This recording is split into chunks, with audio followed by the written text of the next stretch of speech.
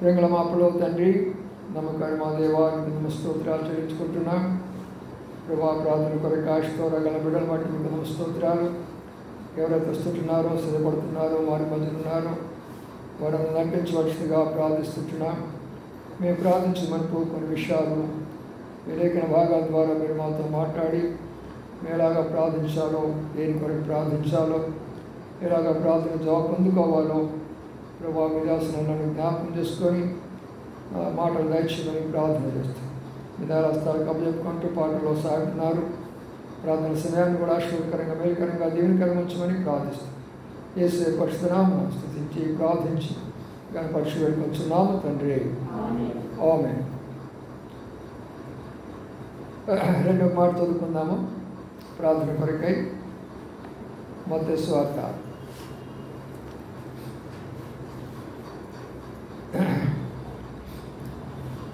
7వ అధ్యాయం.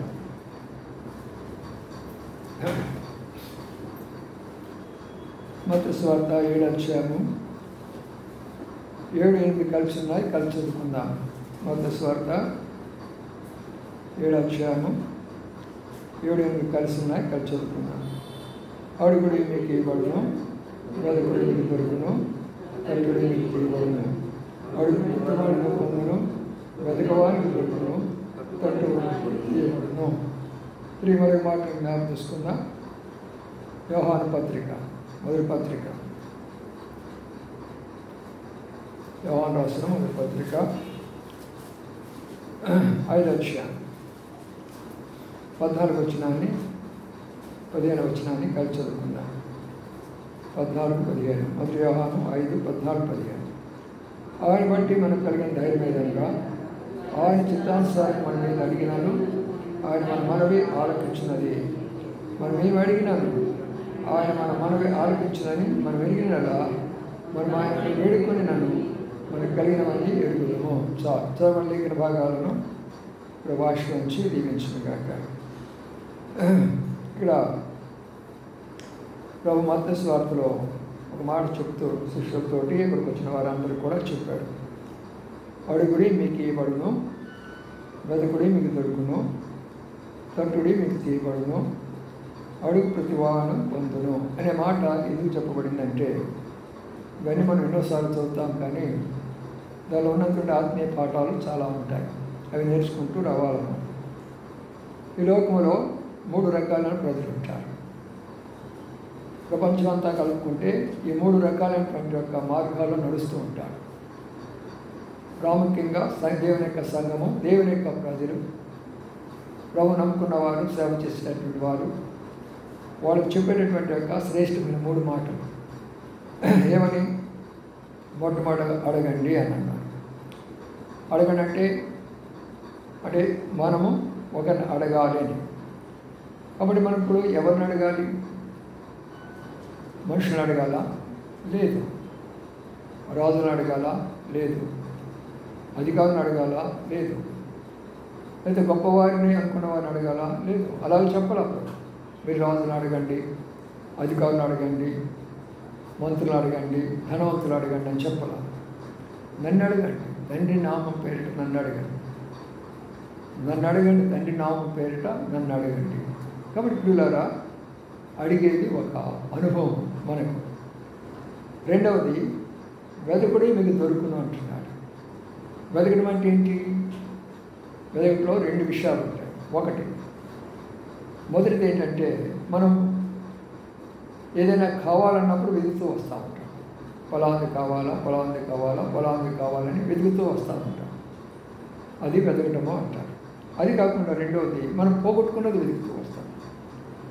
ఏదైతే మనం పోగొట్టుకున్నామో వ్యక్తిగతంగా, కుటుంబంగా, సంఘపరంగా, సేవాపరంగా ఏవైతే మనం పోగొట్టుకున్నామో వాటిని మనము వెతకాలి. కాబట్టి ఇప్పుడు మనకు కావాలి రెండవది ఏంటంటే, మనం చేయవలసింది వెతికేవాడు ఉంటారు. తట్టుడి మీకు తీయబడుదంటే, మరి ముందుకు వెళ్ళాలంటే ద్వారం వేస్తుంది. ముందుకు వెళ్ళలేని పరిస్థితులు వస్తాయి. మన అనేకమైన సమస్యలు మన ఎదుట నిలబడిపోయి ముందుకు వెళ్ళలేకుండా అది అడ్డుగా ఉంటుంది. తట్టుడి మీకు తీయబడుదంటే అది ఒక తలుపులాగా, ఒక గేటులాగా. కాబట్టి ఈ 3 కూడా దేవుని బిడ్డలైన వారు చేయవలసినటువంటి పనులు. 1 అడగడము, 2 వెతకడము, 3వది తట్టడము. ఈ 3 విషయాలు చెప్తూ ఆయనకు ఒక మాట ఏమన్నాడంటే, అడిగే ప్రతి వాడును పొందును. ఆ మాట అర్థం చేసుకోండి. కొందరే కాదు, ఎంతమంది అయితే అడుగుతారో అందరూ పొందుతారు. మరి అడుగుతున్నాం కదా, పొందలేకపోతున్నాం అంటే అక్కడేదో లోపం ఉంటుంది. అందువలన ఆ లోపాల వలన ప్రభు మనకి ఇవ్వలేకపోతున్నాడు. మన యొక్క వ్యక్తిగతమైన, కుటుంబపరమైన, సంఘపరమైన, ఆరోగ్యపరమైన ఏదైనా సరే మనం అడుగుతూనే ఉన్నాము, ప్రభు ఇవ్వటం లేదంటే అక్కడ ఏదో ప్రభు చిత్తం కానటువంటిది, ప్రభు ఇష్టం కానటువంటిది, ప్రభు కోరినటువంటిది ఏదో మనం అడుగుతున్నాం, అందుకని ప్రభు దాన్ని ఇవ్వలేకపోతుంటున్నాడు. ఒక మాట జ్ఞాపకం వస్తున్నాం, చూద్దాం. అది యాకోబు రాసిన పత్రిక అడుగున్న మాట మనం జ్ఞాపకం చేసుకుంటే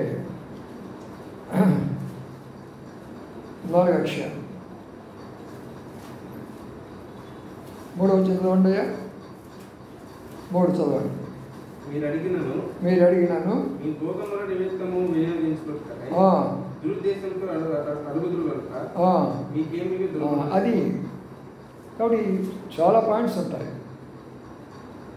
క్రైస్తవులైన తర్వాత, ప్రభు నమ్ముకున్న తర్వాత, ప్రార్థన చేసుకుంటున్న తర్వాత మన ప్రార్థనలకు ఎందుకు జవాబు రావడం లేదంటే దానికి చాలా పాయింట్స్ ఉన్నాయి బైబిల్ గ్రంథంలో. 1 కాదు 2 కాదు. ఇవన్నీ ఏమైపోతాయి అంటే ఒక ఆటంకం వస్తాం. ఒక ఆటంకము అంటే మనం ఒక అధికారి దగ్గరికి పోవాలనుకోండి, అధికారి దగ్గరికి వెళ్ళి ఒక మాట అడగాలనుకోండి, మధ్యలో ఒక వ్యక్తితో పొల్లేసాడు అనుకోండి, వాడు మంచోడు కాదు, వాడు సాయం చేస్తున్నట్టే మనకంత నష్టం వస్తుందయ్యా అని అనుకో. అప్పుడు అధికారి చేయాలనుకున్నా కూడా ఏమవుతుందంటే చేయలేడు. ముందు చేయాలనుకుంటాడు, కానీ పుల్ల పడిపోయింది కదా, ఈ మాట పడిపోయింది కదా, వాడికి చేయకూడదు, చేస్తే మంచోడు కాదు అనే మాట వినబడింది కాబట్టి చేయాలనుకున్న అధికారి చేసేదానికి ఇష్టపడుతుంది. చూసారా? అలాగనే మనము అడిగిన వెంటనే దేవుడు ఇవ్వాలనుకుంటాడు, కానీ మధ్యలో పొలలేసే వాళ్ళలాగా ఏదో ఒక ఆటంకం వస్తుంది. ఇక్కడ మనం చూస్తే మీరు అడిగినను మీ భోగముల నిమిత్తము అడుగుతున్నారు. చూసారా? దురుద్దేశంతో అడుగుతారు. మనం అడిగే విధానము, మన ఉద్దేశం ఏమై ఉండాలి దాని విషయంలో. మనం అడిగినప్పుడు మనం భోగం కొరకు అడుగుకుంటున్నామా? భోగం అంటే ఏంటంటే సామాన్యమైన జీవితము ప్రభు జీవించాడు, సామాన్యమైన జీవితము దేవుని ప్రజలు జీవించారు, సామాన్యమైన జీవితము శిష్యులు జీవించారు. దానికి మించినటువంటిది ఏదైనా ఉందంటే దానిని భోగాలు అంటారు. అత్యధికమైనది అది ఏదైనా కావచ్చు. భోగాల కొరకు అంటే మాది ఇంత గొప్ప అని చెప్పుకుంటారు. ఏదైనా వాళ్ళకున్న దాని గురించి వాళ్ళ యొక్క భోగము అంటే లగ్జూరియస్ అంటారు ఇంగ్లీష్లో, విలాసవంతమైన జీవితం. అంటే ఒక షర్ట్ వేసుకోవాలనుకోండి, మా అయితే ఒక షర్ట్ ఒక 500 రూపాయలు అవుతుంది. ఈ దినాల్లో కొంతమంది ఒక షర్ట్ 5,000 పెట్టేసుకుంటున్నారు, మరి కొంతమంది 10,000 పెట్టేసుకుంటున్నారు, మరి మినిస్టర్స్ కొంతమంది అయితే 50,000 పెట్టి కూడా వేసుకుంటున్నారు. దీన్ని ఏమంటారంటే భోగం అంటారు. ఎవరు వేసుకున్నది కూడా షర్టే. ఆ భోగాల కొరకు అడిగితే నేను ఇవ్వను. మీరు మామూలు షర్ట్ అడగండి, మామూలు వస్తువు అడగండి, సామాన్యంగా ఏదైనా అడగండి, అది మీకు మీ యొక్క ఆత్మీయ జీవితానికి ఎంత మేలుకరంగా ఉంటుందంటే ఆత్మీయమైన గర్వం రాకుండా ఉంటుంది అక్కడ. అందుకని మీరు అడిగినప్పుడు మీరు ఎప్పుడైతే అడగాలో ఏ ఉద్దేశంతో అడగాలంటే భోగాల కొరకు అడగాలి. దురుద్దేశం అంటే ఏంటి? చెడ్డ ఉద్దేశం. ఉద్దేశం మంచిది కాదు. మనసులో ఒకటి పెట్టుకొని పైకి ఒకటి ప్రార్థన చేస్తూ ఉంటారు. మనసులో ఏముందో అదే మనం ప్రార్థించాలి. అందుకని ప్రభు ఏమంటాడంటే మీరు మీ ఉద్దేశం ఏమిటి? ప్రార్థించే విషయంలో ఒక దేని కొరకైనా ప్రార్థిస్తున్నారా? ఇప్పుడు కొంతమంది నేను సేవ చేస్తాను అని చాలామందికి ఆశ ఉందనుకోండి. దాని వెనక ఉద్దేశం ఏంటి? ఆత్మలు రక్షించబడాలనే, లేక జనాలందరూ నేను ఎక్కువ మంది సంపాదించుకొని ఎక్కువ డబ్బు సంపాదించుకోవాలనే? అది ఉద్దేశం అంటే. ఆ ఉద్దేశానికి ఉన్నటువంటి యొక్క తేడా తెలుసుకోనండి. అందరూ సేవ చేస్తారు, కొంతమంది ఏమో ఆత్మను సంపాదించాలా, ప్రభు దగ్గర నడిపించాలనే ఉద్దేశంతో అడిగితే ప్రభు ఆత్మను ఇస్తూ వస్తాడు. కానీ ఈ ఆత్మలన్నీ సంపాదించుకొని, వేల ఆత్మలు సంపాదించుకొని, నేను లక్షలు సంపాదించుకునే ఉద్దేశం ఉంటే ప్రభు ఆత్మనివ్వడు. అందుకని మన ఉద్దేశము ప్రార్థించమనుకు మన ఉద్దేశం ఏమిటి? చూసారా? కాబట్టి ఇప్పుడు ఈ ఆటంకం రాకుండా మనం అడిగితే ప్రభు తప్పనిసరిగా ఇస్తాడు. 100% ఆయన ఇస్తాడు. మరి ఇవ్వడంలో ఎందుకు ఆలస్యం అవుతుందంటే నేను చెప్తున్నాను కదా, ఎందుకు ఆలస్యం అవుతుందంటే అడిగేటటువంటి ఉద్దేశం అందుకని రెండో భాగం చదువుకుంటూ వచ్చాను. మీరు అడిగితే ఆయన చిత్తానుసారముగా అడగాలి. అంటే ఇప్పుడు భూలోకంలో 3 ఇష్టాలు ఉంటాయి. ఒక ఇష్టం ఏదంటే మన ఇష్టం, స్వతహాగా మన ఇష్టం. రెండవ ఇష్టం ఏంటంటే మనతో ఉంటారే వారి ఇష్టాన్ని నెరవేర్చుకోవాలి. మూడో ఇష్టం ఏంటంటే దేవుని యొక్క ఇష్టం. ఈ యొక్క 3 కొరకై మన ఇష్టాన్ని నెరవేర్చుకోవడానికి శైతాను ప్రయత్నం చేస్తాడు. ఇతరుల ఇష్టాన్ని నెరవేర్చడానికి శైతాను ప్రయత్నం చేస్తాడు. దేవుని ఇష్టాన్ని నెరవేర్చుకోవడానికి కూడా శైతాను ప్రయత్నిస్తాడు. అందుకని ప్రియులారా, మన ఇష్టము, మన చిత్తము, తెలుగులో చిత్తం అని ఉంటుంది, ఇంగ్లీష్లో విల్ అని ఉంటుంది. అంటే ఇష్టం అన్నమాట, గాడ్స్ విల్. దేవుని యొక్క వాక్యానుసారముగా, ఆయన చిత్తానుసారంగా మనం ఏది అడిగినా ఖచ్చితంగా అందిస్తాడు. కాబట్టి మనం అడగాల్సిన విధానములు మనం అడిగితే, మన ఉద్దేశం బాగుంటే, భోగాలు అనేటటువంటి దాన్ని లేకుండా, ప్రభా అలా దాని కొరకై నేను అడుగుతున్నాను, నా కొరకై, నా కుటుంబం కొరకై, నా బిడ్డల కొరకై, నా ఆరోగ్యం కొరకై, నా ఇంటి కొరకై, నా సంఘం కొరకై, నా సేవ కొరకై ప్రభా నేను అడుగుతున్నాను అని కానీ మనం ఎప్పుడైతే అడుగుతామో అప్పుడు ఏమవుతుందంటే అక్కడ ఒక అద్భుతం జరుగుతుంది. ఏమిటి అద్భుతం అంటే ప్రభు వెంటనే దాన్ని మనకు ఇచ్చేసేవాడిగా కనబడతాడు, వెంటనే మనకి ఇచ్చేస్తాడు. కాబట్టి మనం అడిగినప్పుడు ఏదైతే అడుగుతామో ప్రభు మనకి ఎందుకు ఇవ్వటం లేదు, ఎందుకు ఇస్తున్నాడు అనేది ఇప్పుడు మనం చూసుకుందాం. 7వ అధ్యాయంలో ప్రభు ఆ మాట చెప్పాడు, అడగమని చెప్పాడు. 8వ అధ్యాయంలోకి వస్తే ఒక అతను అడుగుతున్నాడు. 8వ అధ్యాయం చూడండి, చదవండి. 2వ వచనంలో ఏమంటావు?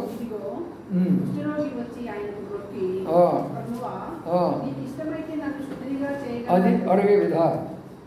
అట్లా నేర్చుకోవాలి, వాక్యం నేర్చుకోవడం అంటే.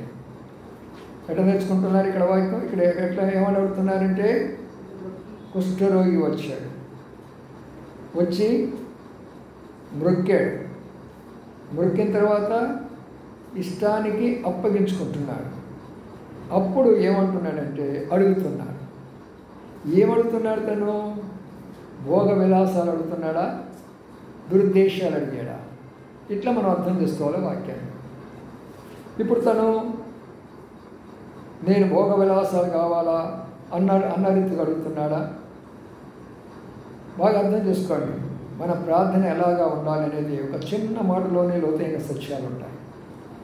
అందుకని ఏం రాయబడింది అక్కడ అంటే, ఆయన ఏమంటున్నాడంటే ఆయన ఇష్టానికి అప్పగించుకున్నాడు. అందుకని మీరు ఎప్పుడైతే ఆయన చిత్తానుసారంగా అడుగుతారో అది మీకు ఇవ్వబడుతుంది అన్నాడు. ఇప్పుడు తన ఇష్టపూర్వకంగా అడగడంలా, ప్రభువా నన్ను స్వస్థపరిచయ్యా, ప్రభువా నాకు ఆరోగ్యం అయ్యా అని డైరెక్ట్గా వెళ్ళి ప్రభు దగ్గర అడగడంలా, ఆయన అలాగా అడగడంలా. ప్రార్థనలో ఉన్నటువంటి లోతైన భావాలు అర్థం చేసుకోండి. చాలామంది క్రైస్తవులు, 90% క్రైస్తవులు ప్రార్థన చేస్తూనే ఉంటాం కానీ జవాబులు రావు. ఎందుకంటే వాక్యాన్ని లోతుగా పరిశీలన చేయాలి. ఎందుకు రావటం లేదు నా ప్రార్థన జవాబు, ఎందుకు రావటం లేదు మా ప్రార్థన జవాబు? కాబట్టి ఏవో ఆటంకాలు వస్తున్నాయి. మన ప్రార్థన ప్రభు దగ్గరికి పోయేదానికి భోగ విలాసం ఒక ఆటంకం వచ్చింది, దురుద్దేశం అనేది ఒక ఆటంకం వచ్చింది, మన ఇష్టం అనేది ఒక ఆటంకం వచ్చింది. ఈ 3 ఆటంకాలు ఏమైపోతున్నాయంటే మన ప్రార్థన ప్రభు దగ్గర ప్రార్థన చేసాము కానీ ఈ 3 మన ప్రార్థనను ప్రభు దగ్గరికి పోకుండా చేస్తున్నాయి. బాగా అర్థం చేసుకోవాలి, ప్రార్థన చేసుకోమంది. వాడి ప్రభు నేను ప్రార్థన చేసుకుంటున్నది నా భోగం కొరక, నా పేరు ప్రఖ్యాతుల కొరక, నా ధనము కొరక, ఈలో ఒక ఐశ్వర్యంతులు ఉండేదాని కొరక, దేని కొరకు నేను ప్రార్థన చేసుకుంటున్నాను? లేక నా ఉద్దేశం ఏంటి?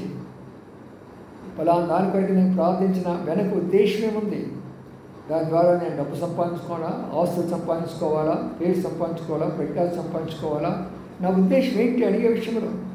సేవ చేస్తున్నాను, నా పేరు అందరికీ తెలియబడాలా? లేకపోతే నేను దేవుని యొక్క పరిచయం చేస్తున్నాను, అందరికి చెప్పుకోవాలా? ఉద్దేశం ఏంటి?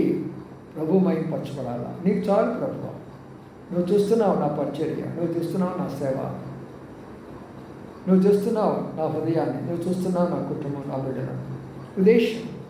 అందుకని ఇక్కడ ఉన్నటువంటి వ్యక్తి ప్రభువుకు అప్పగించుకొని ఆయన చిత్తానికి అప్పగించుకుంటున్నాడు. నీకు ఇష్టమైతే అనే మాట మనకు ప్రాముఖ్యమైనటువంటి విషయం. నీకు ఇష్టమైతే. అయితే అంతకుముందు ఏం చేశాడంటే ఆయనకి ఏం చేశాడంట, మృక్కి అనమాట. మృక్కడం అంటే హంబుల్ హిమ్సెల్ఫ్, ప్రభు దగ్గర సాగిలపడతాడు. ఆయన దగ్గరికి వస్తాడు అంటే దూరంగానే ఉన్నాడు, దగ్గరికి కూడా రాడు. అంటే ఎంతగా తగ్గించుకున్నాడో, ఎంతగా దీనుడైపోయినాడో. కాబట్టి ప్రార్థన చేసే ముందు దీనత్వం నేర్చుకోవాలి.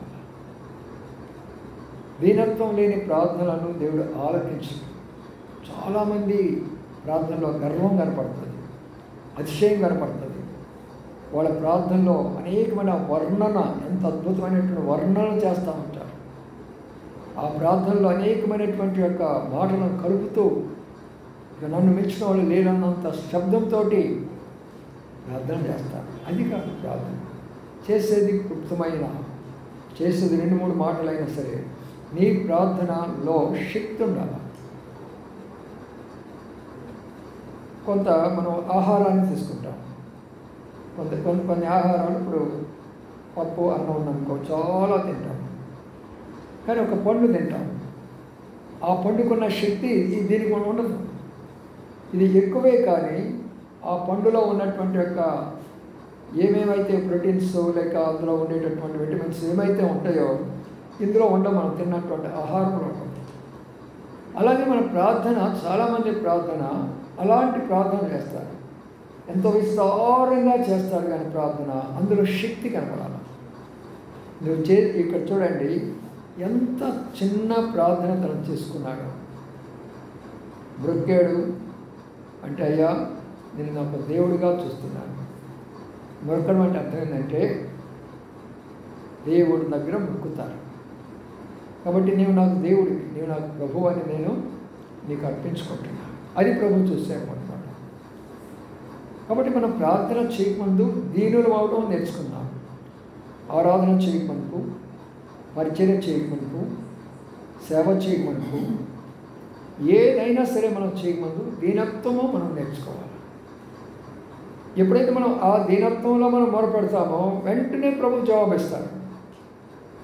చూడండి, ఆ మాట కూడా ఉంది, కీర్తన గ్రంథములు అంటున్నాడు.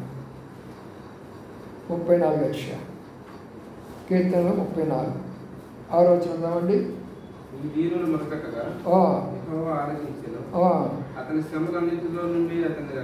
చూసారా, ఈ దీనుడు మొరపెట్టగా. చూసారా, ఎవరు మొరపెడుతున్నాడు ఇక్కడ? దీనుడు మొరపెట్టాలి.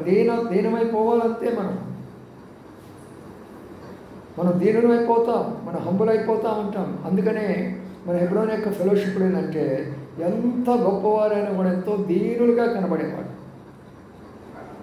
కలెక్టర్స్ అంటే డిస్ట్రిక్ట్ కలెక్టర్స్ వచ్చేసి హెబ్రోను మందిరంలో చిమ్మేవారు, చాపరేసేవారు.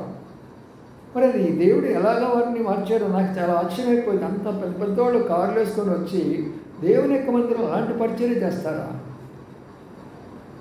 చూసారా, ఇంకో గొప్ప విషయం ఏంటంటే ఆ కలెక్టర్ గారు నేను కళతో చూస్తాను, ఈశ్వరత్నం గారు అని ఉంటారు. ఆయన విబిఎస్ ఇన్ఛార్జ్. విబిఎస్ అంటే సండే స్కూల్ పిల్లలకు ఆయన ఇన్ఛార్జ్. నా కళతో చూసిన విషయాలు నేను చెప్తున్నాను.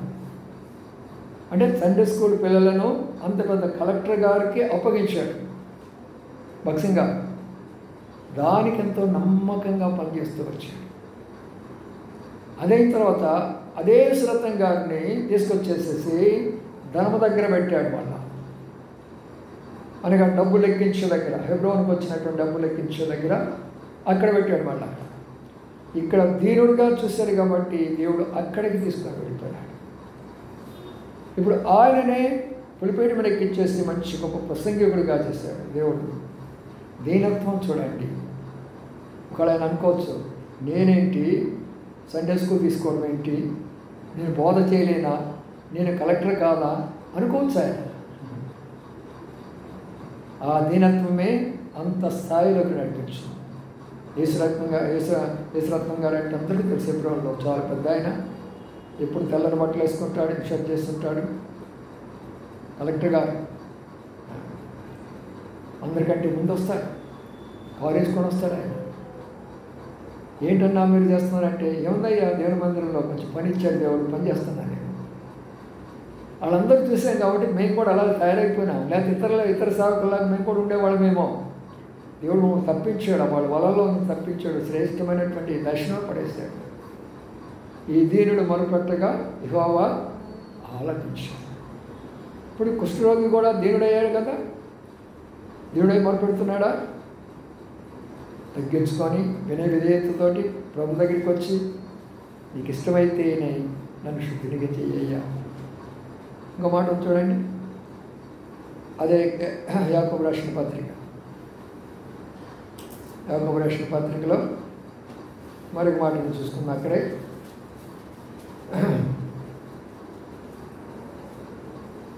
4వ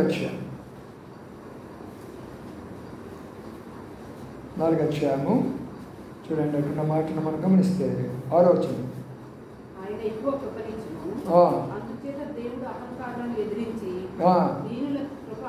చూసారా? ఆయన కొంతమందిని ఎదిరిస్తాడు. ఎవరు? సాక్షాత్తు దేవుడే కొంతమందిని ఎదిరిస్తాడు. కొంతమందికి ఏం చేస్తున్నాడు? దీనునికి ఏమన్నాడు? కృప ఇస్తున్నాడు. కృప అంటే అర్థం ఏంటంటే, నువ్వు పొందడానికి అర్హత లేదు, ఈ వస్తువు నేను ఇవ్వడానికి నీకు అర్హత లేదు, ఈ ఆరోగ్యం ఇవ్వడానికి నీకు అర్హత లేదు, ఈ ఆయుష్ ఇవ్వడానికి నీకు అర్హత లేదు, ఈ పని పరిచయం ఇవ్వడానికి నీకు అర్హత లేదు, అయినా నేను నీకు ఇస్తున్నాను. అది కృప అంటే. అర్హత ఉన్న వాళ్ళకి ఇచ్చడానికి కృప అన్నారు. అర్హత ఉన్న వాళ్ళకి ఇచ్చడానికి కృప అన్నారు. మనకు పరలోకం పోయే అర్హత మనకు లేదు, అందుకనే ఆయన పేరు కృపామయుడు అని అన్నాడు. కాబట్టి పిల్లరా, ఇక్కడ ఉన్న విషయం ఏంటంటే, దీనులకు ఆయన కృపిస్తాడు, అహంకారం ఏం చేస్తాడు.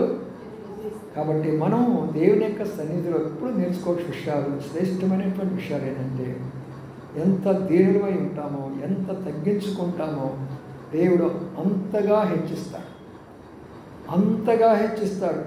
మనం అనుకోనంత స్థాయిలో కాకుండా ఇంకా ఉన్నతమైన స్థాయిలో హెచ్చిస్తాడు.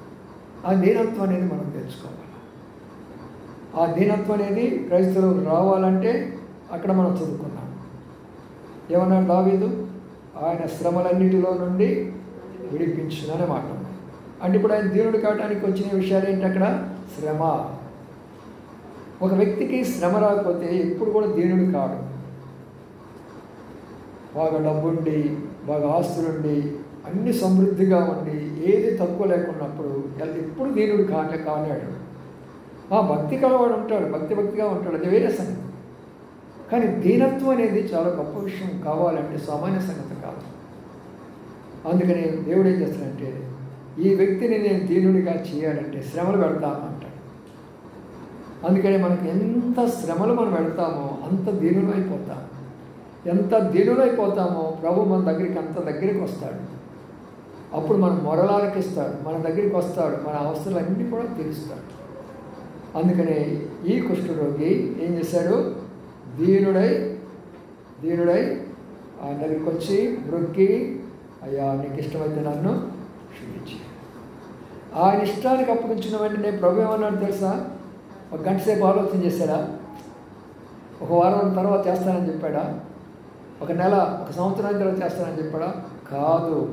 ఎందుకంటే నేను ఈ దినాల్లో ఎందుకు ప్రభు అని అడుగుతున్నప్పుడు ప్రభు అనేకమైన విషయాలు చూపిస్తున్నాడు. ఇన్ని కారణాల చేత మన ప్రార్థనలకు ఆటంకాలు జరుగుతున్నాయి. కాబట్టి సంఘముగా దీనులు అవ్వాలా, ప్రభు చిత్తానికి అప్పగించుకోవాలా. భోగ విలాసాలు కోరుకోవడం కాదు, దురుద్దేశాలతో కాదు. ఎప్పుడైతే అలాగా మొదలుపెడతామో ప్రియులారా, ఆ ప్రార్థన దేవుడు ఆలకిస్తాడు. ఆయన ఇష్టానికి అప్పగించుకున్న వెంటనే ప్రభువు కొంచెం కూడా ఆలస్యం చేయలే. ఎంత అద్భుతమైనటువంటి దేవుడు కార్యాలు చేస్తాడంటే, చాలా ఆశ్చర్యమైన కార్యాలు జరిగిస్తాడు ఆయన. ఆయన ఇష్టానికి అప్పగించుకోవడమే మనం చేయవలసినటువంటి పని. ప్రభు నాడు ఏమన్నాడు తెలిసిన వెంటనే, నాకు ఇష్టమే, నీవు శుద్ధుడు కా. ఎంత సమయం బట్టి జవాబు రావడానికి? ఎంత సమయం బట్టి జవాబు రావడానికి? ఒక్క నిమిషమే. ప్రియమైన సోదరి సోదరులారా, కాబట్టి ఇప్పుడు మనం అర్థం చేసుకునేటువంటి యొక్క దేవుని వాక్యం యొక్క సత్యం ఏంటంటే, కుష్ఠరోగి ఆయన ఇష్టానికి అప్పగించుకున్నాడు, ఆయన చిత్తానికి అప్పగించుకున్నాడు. అయ్యా నీకు ఇష్టమైతే శుద్ధి చేయ, అది అడిగే విధానం. ఎంతమంది క్రైస్తవులు సంఘాలు ఇలాంటి ప్రార్థన చేస్తారో చెప్పండి. నేర్చుకోవాలి మనం. మరి ఆయన పాదం వద్ద కూర్చొని నేర్చుకుంటూ, మనం కూడా ఆయన పాదాల దగ్గర కూర్చుంటేనే నేర్చుకుంటాం. ఇవన్నీ అక్కడ నేను ఎట్లా నేర్చుకుంటాను? ఆయన పాదాల దగ్గర కూర్చుంటాను. అప్పుడే నాకు ఇవన్నీ కూడా ఒక్కొక్కటి ప్రభు నేర్పిస్తూ వస్తాడు. నాకు ఆ నేర్పించి మీకు చెప్తూ వస్తాను. చూసారా? అందుకని ఇక్కడ ఏముందంటే, వెంటనే జవాబు వచ్చేసింది. నాకు ఇష్టమే, నువ్వు శుద్ధుడు కమ్మని చెప్పాడు. తర్వాత రెండోది ఏం చేస్తే తెలిసిన, అక్కడ ఆయన చేపట్టుకొని ఆయన తాకి లేవనెత్తాడు. అవునా కదా? చూద్దాం, ఆ మాట కూడా చూద్దాము. ప్రార్థన కడగనుకు మత్తయి సువార్త చదువు ఈ మాట.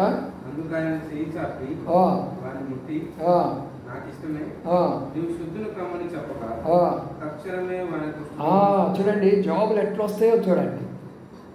నిజంగా వ్యక్తిగతంగా, కుటుంబముగా, సంఘముగా మనం కానీ ఇలాగా చేయగలిగితే వెంటనే వస్తాయి జవాబులు, వెంటనే వస్తాయి. వ్యక్తిగతంగా జవాబులు రాకుండా ఉండడానికి కారణం చెప్పారు.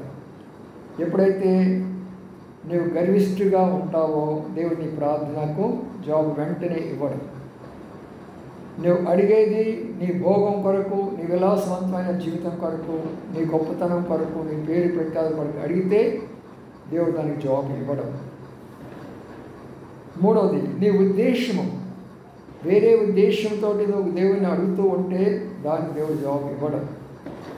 అయితే ఆయన చిత్తానికి అప్పగించుకొని, ఆయన ఇష్టానికి అప్పగించుకొని దీనులు అని ప్రభువుని అడిగితే ఇమ్మీడియట్గా ఎంత త్వరగా జవాబు వస్తుందో మనం ఇక్కడ చూస్తున్నాం. అని నేను అర్థం చెప్పుకోవాలనుకుంటే, కొన్ని కుటుంబాల్లో సమస్యలు ఉంటాయి. సంవత్సరాల తరబడి ఆ కుటుంబాల సమస్యలు అలాగనే కొనసాగుతున్నాయి. ఏమిటి కారణం అంటే, ఆ కుటుంబానికి ఐక్యత రావటంలా. భోజనం చేస్తారు, కలిసే ఉంటారు, బిడ్డలు ఉంటారు, తల్లిదండ్రులు ఉంటారు, అన్ని కార్యక్రమాలు జరుగుతూనే ఉంటాయి. కానీ కుటుంబంలో ఐక్యత రావాలి. కుటుంబం అంతా కలిసి ప్రార్థన చేసే అనుభవంలోకి రావాలి. కుటుంబం అంతా కలిసి దేవుని యొక్క వాక్యానికి లోబడాలి. కుటుంబంలో ఉన్నటువంటి భర్త భార్యను ప్రేమిస్తూ రావాలి, భార్య భర్తకు లోబడుతూ రావాలి, బిడ్డలు తల్లిదండ్రుల మాట విధేయత చూపిస్తూ రావాలి. అప్పుడు కుటుంబంలో ఇమ్మీడియట్గా జవాబు వస్తుంది. అవి ఎప్పుడైతే నువ్వు చేయలేకపోతున్నావో మనం ప్రార్థన చేస్తున్నాం కానీ దూరం అయిపోతాం. బాగా గుర్తుంచుకోండి, రాసి పెట్టుకోండి, మర్చిపోకండి, ఇంటికి జ్ఞాపకం చేసుకోనండి. ఆ విధానంలో ప్రార్థన చేయండి, జవాబు ఎలాగ వస్తుందో చూడండి. ఇప్పుడు సంఘపరంగా వస్తాను. వ్యక్తిగతంగా చెప్పాను, కుటుంబంగా చెప్పాను, ఇప్పుడు సంఘపరంగా చెప్తున్నాను. సంఘపరంగా సంఘము ఒక ఆరాధన చేసుకోవాలన్నా, ప్రార్థన చేసుకోవాలన్నా, లేకపోతే మనం బైబిల్ స్టడీ జరిపించుకోవాలన్నా, రేపు ప్రభు వచ్చినప్పుడు సంఘంగా కలిసి పెడతాం కదా ప్రభు దగ్గరికి.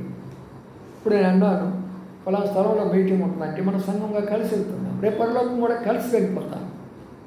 అందుకనే ఎప్పుడు అయితే సంఘముగా కలిసి ప్రార్థించే విషయంలో, పరిచర్య చేసే విషయంలో, సేవ చేసే విషయంలో, ప్రభు కొరకై ఇచ్చే విషయంలో కూడా సంఘం అంతరికి రాకపోయినంత కాలం దేవుడు జవాబు ఇవ్వడం.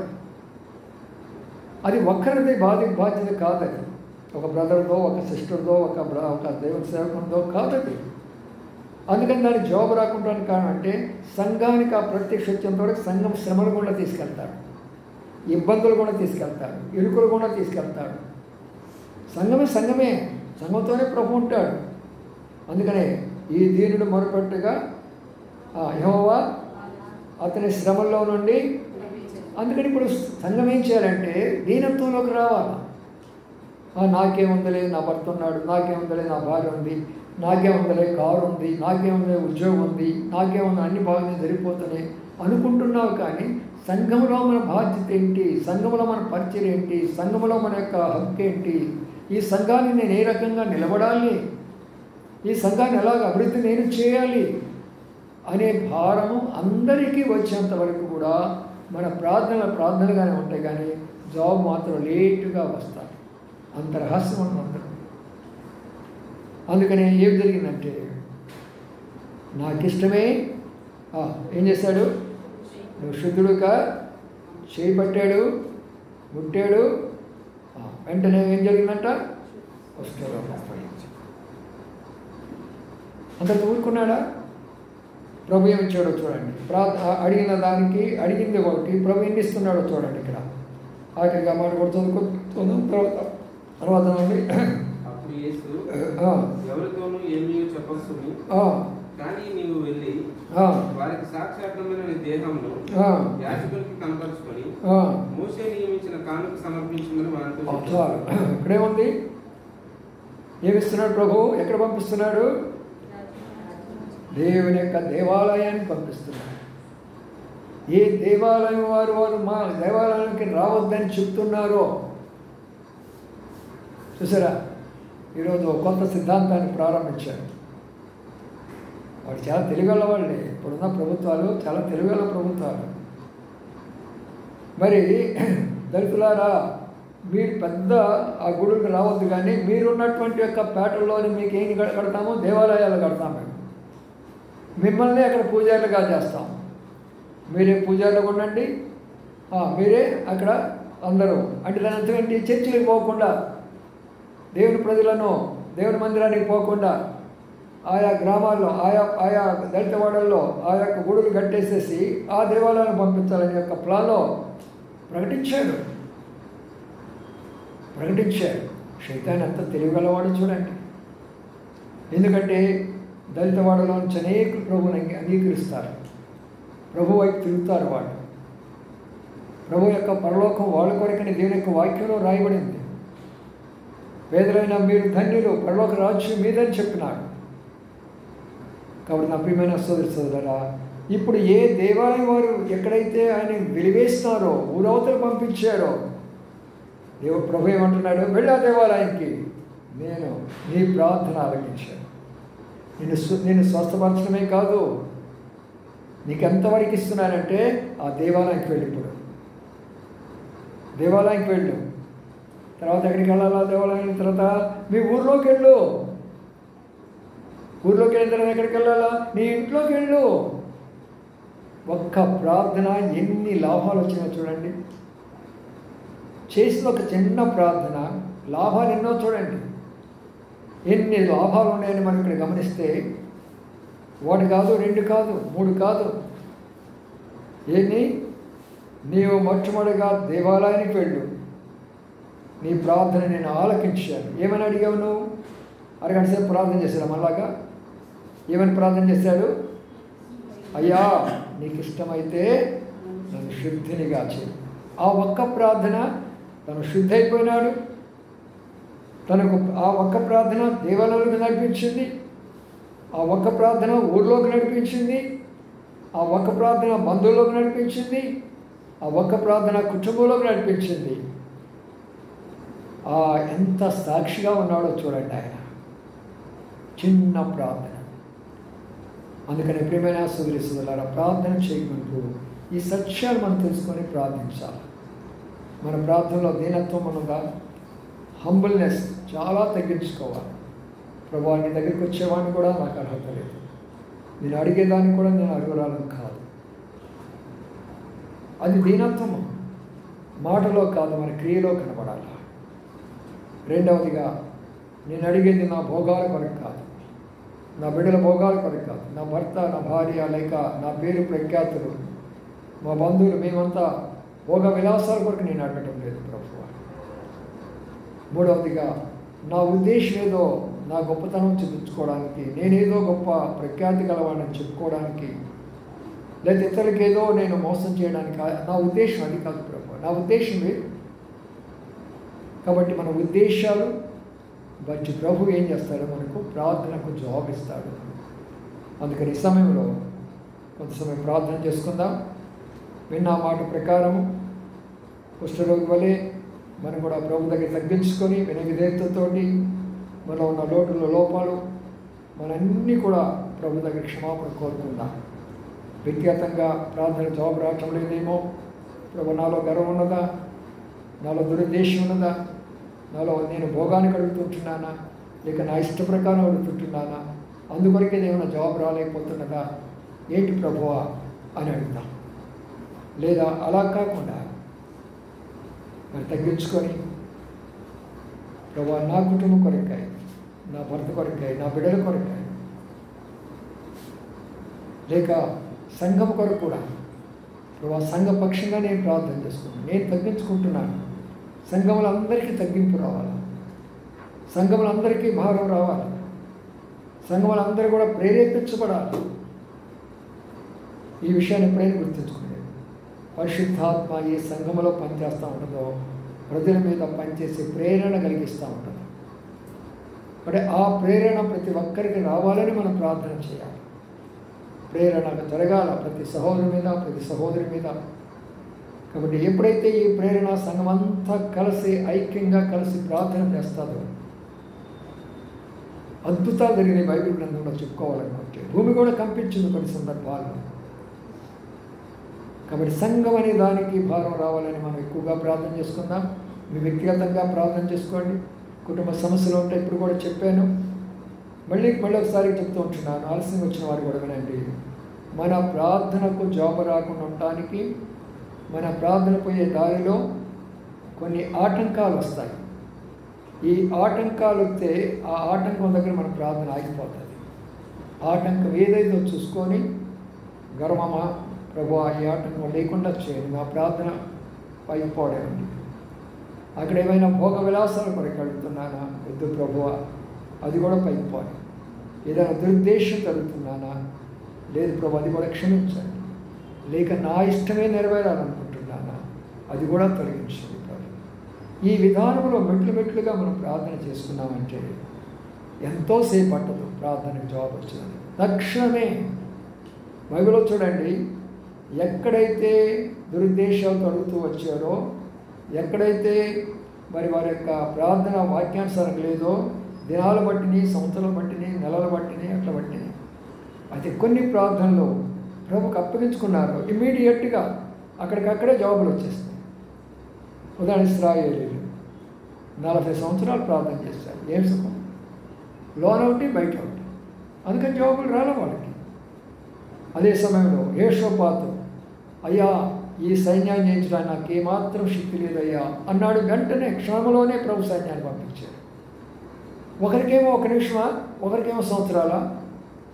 అడిగే విధానం, మనం అడిగేటప్పుడు మనకు ఉండేటటువంటి యొక్క మధ్యలో వచ్చేటటువంటి వాటిని తొలగించుకొని మనం అడిగినట్లయితే ప్రభు మన ప్రార్థన ఆలకించాలి. రండి ప్రార్థనలోకి వెళ్ళిపోదాం, కళ్ళు మూసుకుందాం, ఒక అడుగునికి వస్తాము, పరీక్షించుకుందాం. రేపు ప్రభు వల్ల ఉన్నది, దాని కొరకు సిద్ధపడదాము. ప్రతి ఒక్కరు కూడా చెప్పిన మాటల ప్రకారం మనం శుద్ధిపరచుకుందాం, మన కుటుంబాన్ని, మన పిల్లల్ని శుద్ధిపరచుకుందాము. అలాగే మరి రేపటి దినం కొరకై మనము సిద్ధపడదాము. అలాగే అనేకులు ఆ యొక్క అనుభవంలోకి వచ్చినట్లుగా, సంఘం అంతటి మీద ఒక భారం వచ్చినట్లుగా, ఒక సహోదరు సహోదరి కూడా రక్షించబడిన వారు బయట ఉండకుండా అందరి మీద దేవునాత్మ పనిచేయనట్లుగా ప్రార్థన చేసుకుందాం. మనం పరీక్షించుకున్న మీద ప్రార్థన నీతిమంతుల ప్రార్థన దేవుడాలకించును, వారు తమల వృక్షము వలె